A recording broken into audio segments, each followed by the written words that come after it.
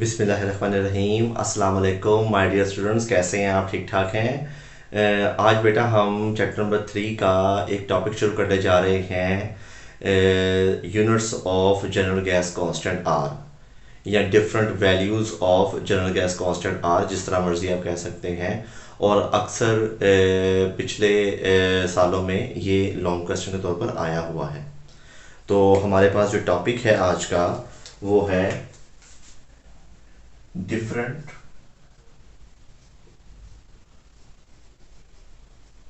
units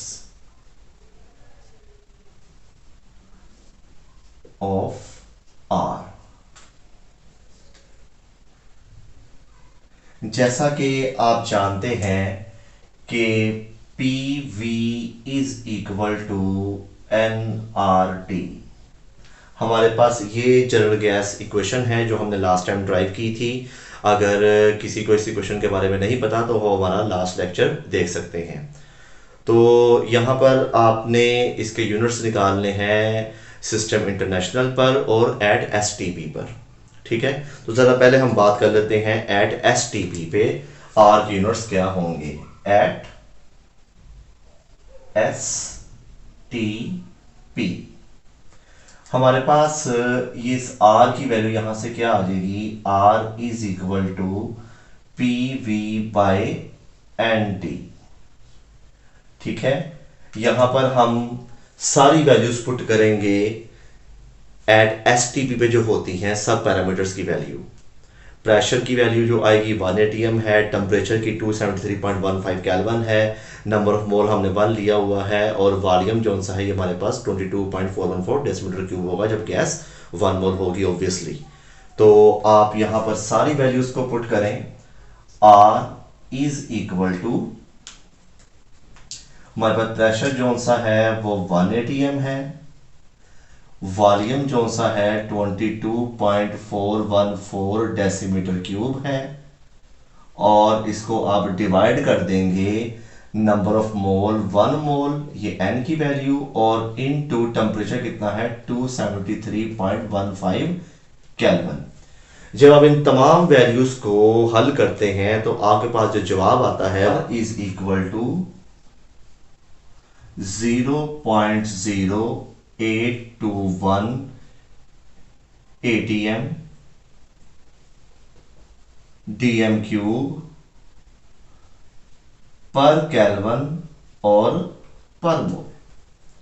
अब आप जानते हैं कि 1 एटीएम बराबर होता है 760 टॉर्क के और यही बराबर होता है 760 एच.जी के। ये हम यूनिट्स ऑफ आर में कैलकुलेट कर चुके हैं, यूनिट्स ऑफ प्रेशर में, सॉरी। तो आप एटीएम की जगह 760 टॉर्क कर दें तो क्या वैल्यू आएगी आपके पास,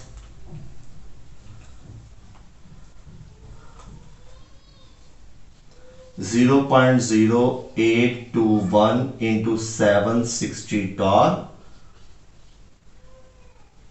डीएम क्यूब पर केल्विन पर मोल।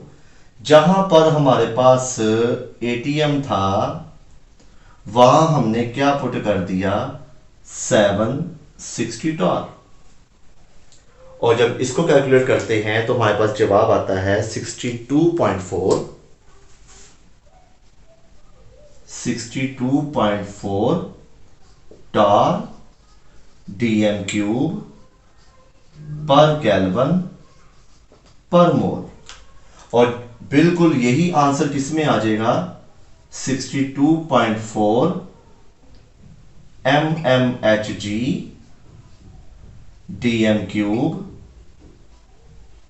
पर केल्विन पर मोल। बाद में आप इसको डेसीमीटर क्यूब को सेंटीमीटर क्यूब में भी चेंज कर सकते हैं, मजीद और वैल्यूज निकाल सकते हैं आर की, लेकिन बुक में यही वैल्यूज दी गई हैं एटीएम में, टॉर में और एमएमएचजी में। ये आपके पास रिजल्टेंट वैल्यूज आ गई। एक वैल्यू आपके पास ये वाली आ गई, एक ऊपर वाली आ गई और एक आपके पास ये वाली आ गई।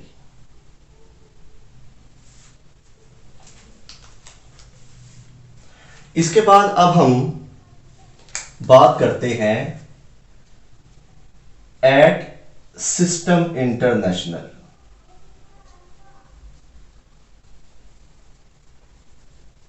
सिस्टम इंटरनेशनल पे हम बात करते हैं।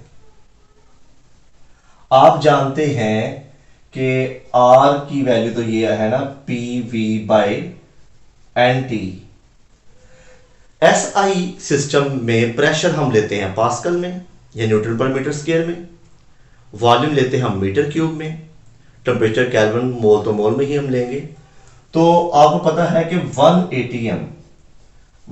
एटीएम बराबर होता है 101,325 न्यूटन पर मीटर स्क्वायर के, और 22.414 डेसीमीटर क्यूब बराबर आ जाएगा आपके पास। जब आप इसको 1000 से डिवाइड करेंगे तो आपके पास जो वैल्यू आएगी 0.022414, 0.022414 मीटर क्यूब।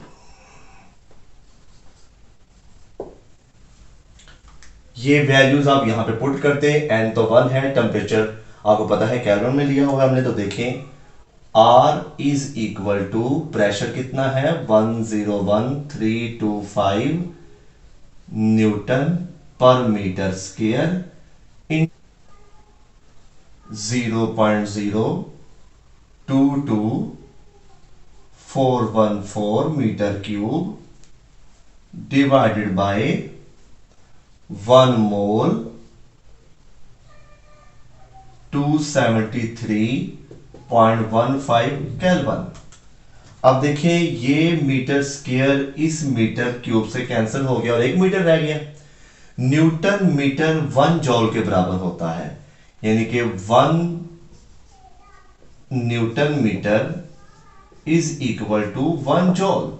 तो यहां पर हम न्यूटन मीटर को जॉल में लिखेंगे। तो जो वैल्यू आएगी हमारे पास R is equal to 8.314 joule per kelvin पर मोल। अब आपको पता है कि 1 कैलोरी बराबर होती है 4.18 जॉल के, 4.18 जॉल के बराबर होती है।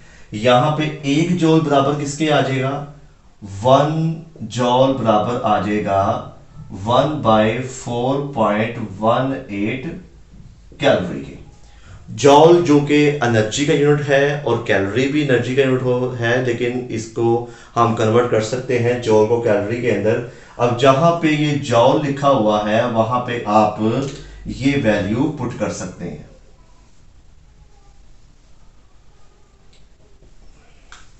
तो देखिए हमारे पास क्या आंसर आएगा,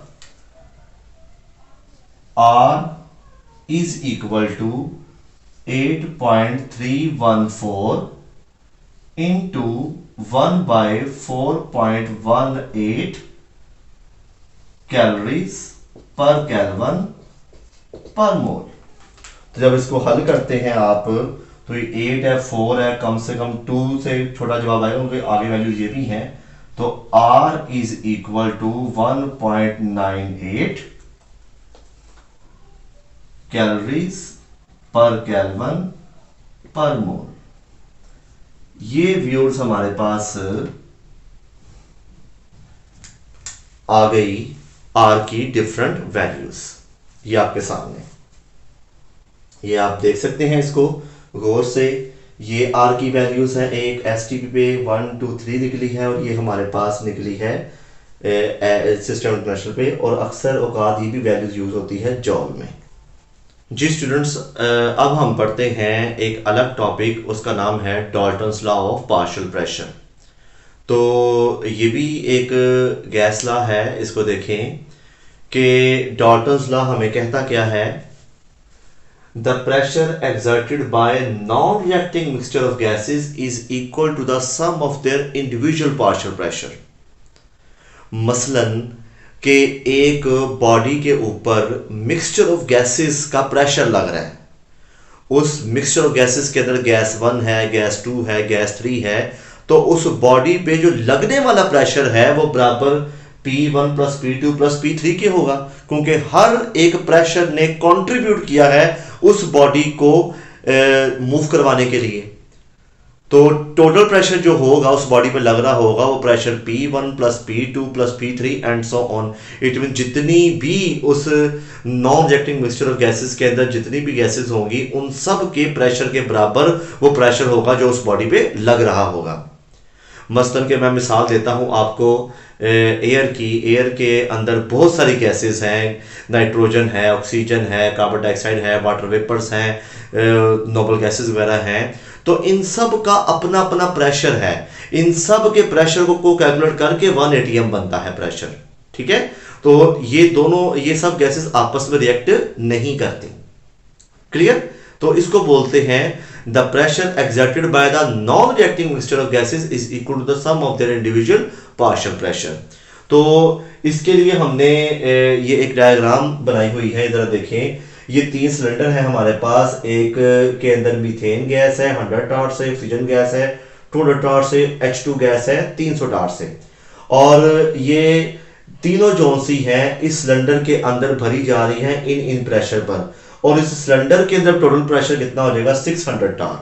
सिंपल सी बात है कि जो प्रेशर होगा ये इन तीनों के सम के बराबर होगा। अब जरा यहां पर देख लें आप कि हमने इन्हीं गैसेस को लिखा हुआ है, इसकी आइडियल गैस इक्वेशन ली हुई है हमने। ये PCH4V NCH4RT, PV is equal to NRT। ये प्रेशर CH4 भी थे कितना हो जाएगा NCH4/RTV, ये V यहाँ पे जाके डिवाइड हो जाएगा। इस तरह ये PO2V is equal to NO2RT, हमने PO2 का प्रेशर निकाल लिया और यहाँ पर H2 का प्रेशर हमने निकाल लिया, फाइंड कर लिया। तो हम जानते हैं टोटल प्रेशर होगा बराबर pressure of methane, pressure of oxygen, pressure of hydrogen के बराबर होगा। तो इन सब की वैल्यूज को हम यहाँ पे पुट कर देंगे, NCH4RT/V, NO2RT/V और NH2RT/V। और आप देखते हैं कि ये चीज तो कॉमन है RT/V इन तीनों में, तो ये हम बाहर लिख लेंगे और ये जो से होंगे टोटल नंबर ऑफ मोल्स आ जाएंगे। तो total number of moles NT के बराबर होगा, तो PT is equal to NT/RT हो जाएगा, RT/V। तो ये V यहाँ पर मल्टीप्लाई, तो PTV is equal to NT into RT हो जाएगा, ठीक है। ये हमारे पास टोटल प्रेशर की आइडियल गैस इक्वेशन आ गई। आगे हमने करना है कैलकुलेशन ऑफ पार्शियल प्रेशर, ठीक है। तो ये है 2 गैसेस हैं, एक A है एक B है। इसके लिए equation PAV is equal to NART लिख दिया, इसके अंदर PBV is equal to NBRT लिख लिया। डिवाइडिंग बोथ इक्वेशंस बाय 1, यानी कि दोनों इक्वेशंस को आप इस इक्वेशन से क्या करते हैं, डिवाइड कर दें। तो आप देखेंगे ये V इस V से कैंसिल, ये RT इस RT से कैंसिल, ये V इस V से कैंसिल, ये RT इस RT से कैंसिल। तो आपके पास क्या बचेगा, PA/PT is equal to NA/NT, ये होता है मोल फ्रैक्शन, XA लिखते हैं इसको, मोल फ्रैक्शन। तो मोल फ्रैक्शन का तफसीर हम चैप्टर नंबर 9 में इंशाल्लाह जरूर हम पढ़ेंगे। तो यहां पर आ जाएगा PB/PT is equal to XB की आ जाएगी मोल फ्रैक्शन, ठीक है, क्योंकि ऊपर नंबर ऑफ मोल्स B लिखा हुआ है।